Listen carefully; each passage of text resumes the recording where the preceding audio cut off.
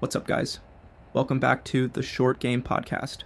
I want to talk about something today that drives me absolutely insane. It's right up there with bad drivers and people who lie to your face. It is the absolute plague of the business world. It's copycats. It's the Me Too crowd. It's the people who look at a crowded room, see everyone fighting over the same stale piece of bread, and decide, yeah, I'll go get in that dog pile. I look around the agency space, the SaaS space, even the gifting space where I operate, and all I see is blood. Everyone is doing the same thing. Everyone looks the same. Everyone sounds the same.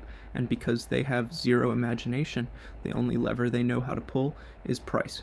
They are fighting to be 10% cheaper than the guy next to them. That is a race to the bottom. That is death. If you are waking up every day checking what your competitors are doing so you can copy it, you are a spectator, not an operator. You are playing a game you've already lost. I've been rereading actually, a book that basically codifies my entire philosophy on this. It's called Blue Ocean Strategy by W. Chan Kim and Renee Mauborgne. Now, don't glaze over. This isn't some academic theory for people who wear suits and work at Deloitte. This is a manual for how to stop being a loser who fights for scraps. The authors describe the business universe in two ways: red oceans and blue oceans. The red ocean is where 99% of you are living right now. It's the known market space. The boundaries are defined. The rules are set. In the red ocean, you are trying to outperform your rivals to grab a greater share of existing demand. But here's the problem. As the market gets crowded, prospects for profits and growth are reduced. Products become commodities. Cutthroat competition turns the ocean bloody, hence the red ocean. It's a bloodbath. It's stressful. It's miserable. And frankly, it's stupid. Then there is the blue ocean. The blue ocean is uncontested market space. It is the unknown. In blue oceans, demand is created rather than fought over. There is ample opportunity for growth that is both profitable and rapid. In blue oceans, competition is irrelevant because the rules of the game are waiting to be set. Competition is irrelevant. Let that sink in. My whole life, I've loved freedom. I hate having people tell me what to do. To me, the ultimate freedom in business is having no one to compete with because you are swimming in waters they can't even reach. So today we are going deep on this. I'm going to break down exactly how you get out of the shark tank, how you use something called value innovation to destroy your competition, and I'm going to show you exactly how we are doing this at NexYear, how we stopped being a gifting company and started being an access agency. Buckle up.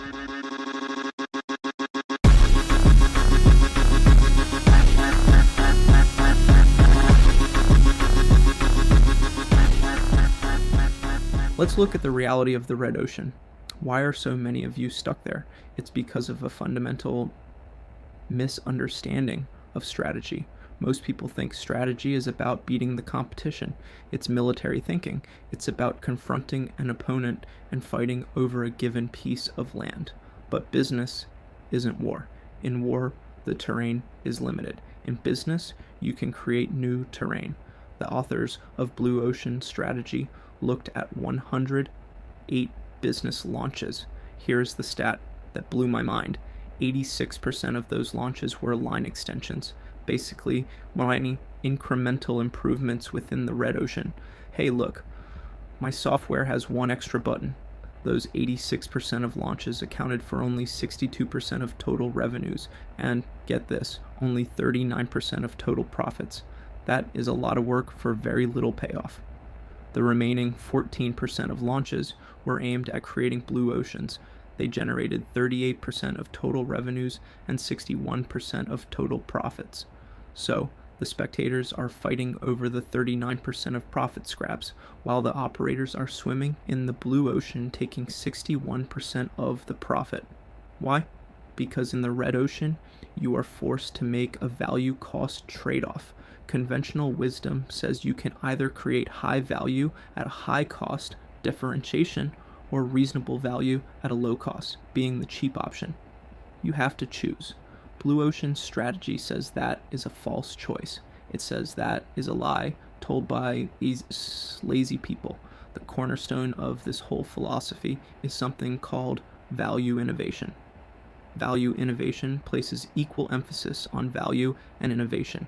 It defies the value-cost trade-off. It says, I am going to drive my costs down while simultaneously driving buyer value up. This is how you make the competition irrelevant. You don't beat them.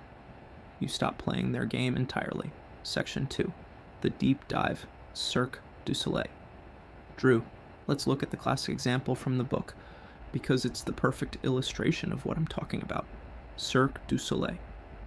Now, think about the circus industry in the 1980s. It was a disaster. It was a declining industry. Kids were playing video games instead of going to the circus. Animal rights groups were attacking them for using lions and elephants. The costs were skyrocketing because you had to feed the elephants and pay for star performers. From a traditional strategy perspective, the circus business was unattractive. It was a loser's game.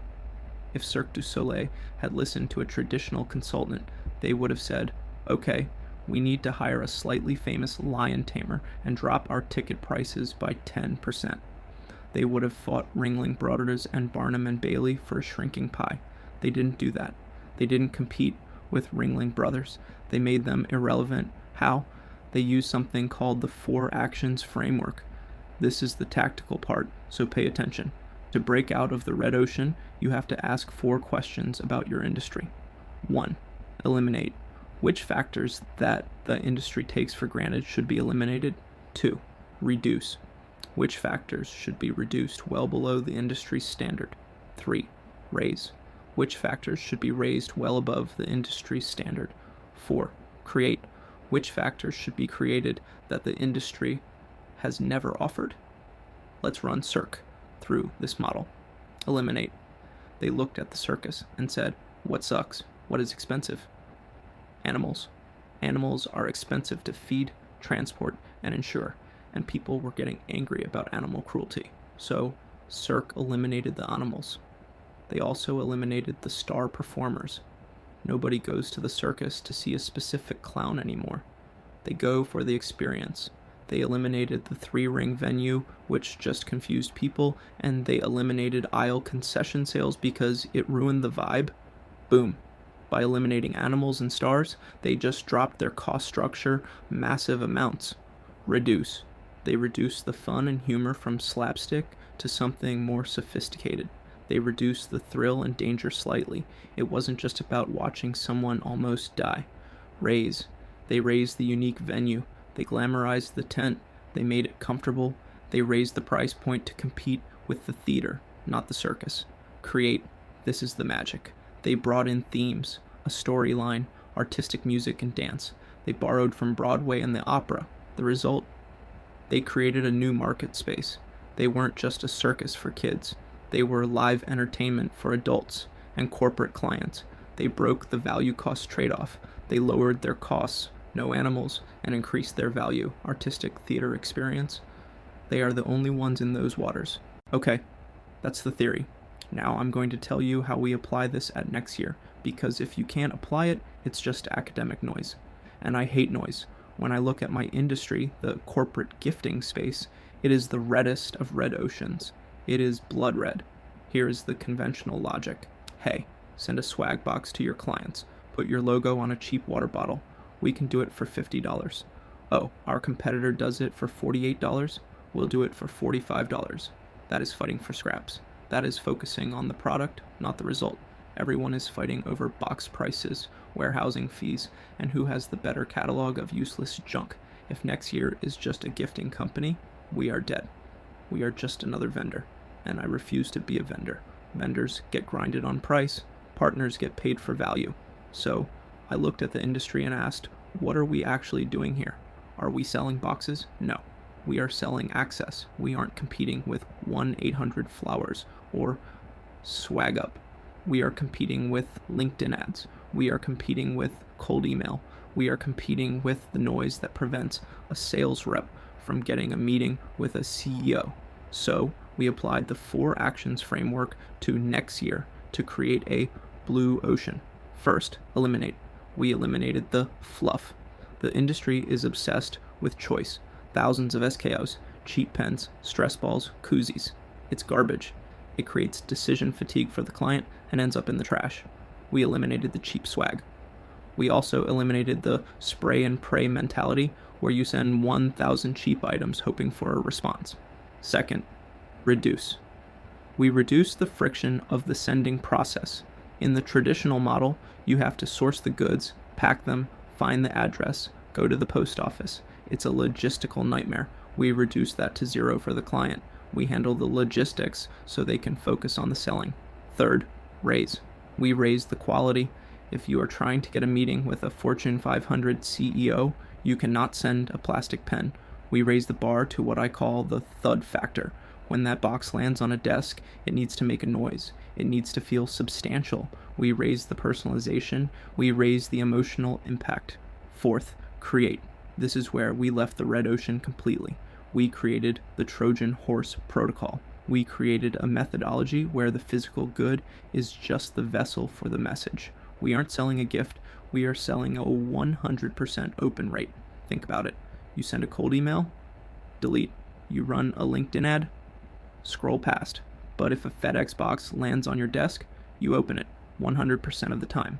By shifting our focus from gifting to access, we change the buyer. In the red ocean, the buyer is HR or marketing looking for Christmas presents. In our blue ocean, the buyer is the VP of sales or the CRO who needs to fill their pipeline. We shifted from an emotional/functional industry, gifts are nice, to a high-impact functional industry. This box generates revenue. Just like JCDecaux changed outdoor advertising by selling street furniture to municipalities to get prime ad space, we are using high-end physical goods to buy prime real estate on a prospect's desk. This is value innovation. Cost. We streamline the options so we aren't holding inventory of 10,000 different useless items. That lowers our cost structure. Value. We deliver meetings, not mugs. That raises the buyer value exponentially. A mug is worth $5. A meeting with a prospect is worth $50,000. That is why we win. That is why the competition is irrelevant. They are arguing about the price of cardboard while we are handing our clients our ROI. Now, I want to address something crucial here. You can have the best blue ocean idea in the world, but if your team doesn't buy in, you are toast. Execution is the hard part. The book talks about tipping point leadership. It's about focusing on the disproportionate influence factors. In my world, that means loyalty and transparency. You guys know me. I value loyalty above almost everything. I've had the same group of friends for 23 years. I don't cycle people. When you are trying to steer a ship into new waters, your people get scared. They like the red ocean because it's familiar. They know how to fight for scraps. It's scary to sail into the deep end. To get them to move, you have to use fair process. This isn't about being soft. It's about engagement, explanation, and expectation clarity. Engagement. I talk to my guys. I ask them, what are you seeing? Why is this not working? Explanation. I tell them why we are doing this. We aren't pivoting to be annoying. We are pivoting because if we stay here, we die. Clarity. This is the standard. This is the goal. You have to atomize the challenge. You can't just say, we're going to change the industry. You have to say, today we are going to fix this one fulfillment process so the client gets their tracking number faster. You have to identify your kingpins. In any organization, there are a few people who influence everyone else. You get them on board, the rest follow, and you have to look at the cold spots and hot spots. Where are we wasting resources? Where are we starving our best opportunities? At NexYear, we realized we were wasting time on low-value sourcing, cold spot, and starving our sales enablement, hot spot. We moved the resources. We stopped doing the things that didn't matter so we could dominate the things that did. Here is the bottom line. Most of you are swimming with sharks. You are bleeding out. You are fighting over pennies. You are letting your competitors dictate your strategy. Stop looking at the competition. They don't matter. If you are looking at them, you are looking backward. Look at the non-customers. Look at the people who refuse to buy from your industry. Why do people hate traditional agencies? Because they are slow and opaque. Why do people hate traditional software? Because it's complicated and expensive. Find the pain. eliminate it. Find the value, raise it, create something new. Don't be a spectator, don't be a copycat. Have the courage to look at the map, see where everyone else is going, and go the other way. It's cleaner out there, the water is blue, and the fishing is incredible. Stop fighting for scraps. Build something real. I'm Drew Meitner. See you in the deep end.